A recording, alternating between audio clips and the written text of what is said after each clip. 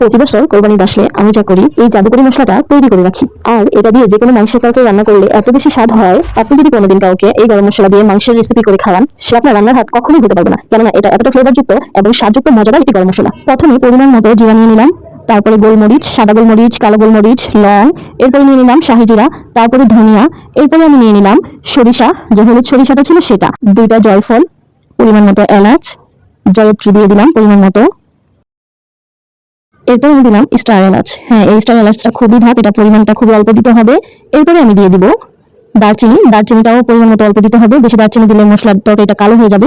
তারপর কুচি কুচি করে এভাবে তেজপাতা দিব, যাতে ব্লেন্ডার করতে সুবিধা হয়। শুকনো একটি পাতিলের মধ্যে আমি হালকা একটু মশলাগুলোকে গরম করে নিব। এটা খেয়াল রাখতে হবে যেন এটা না ফুটে, ফুটলে আবার মশলাটা স্বাদ চলে যাবে। তো তারপরে আমি শুকনো মরিচ দিয়ে দিলাম এবং এইখানে পরবর্তীতে আমি ভালো মতো ব্লেন্ড করে নিলাম। এই তো তৈরি হয়ে গেল আমার শাহী গরম মশলা। আর এই শাহী জাদুকরি মশলা দিয়ে, গরম মশলা দিয়ে যে কোনো মাংসের তরকারি রান্না করলে অনেক বেশি মজা হবে।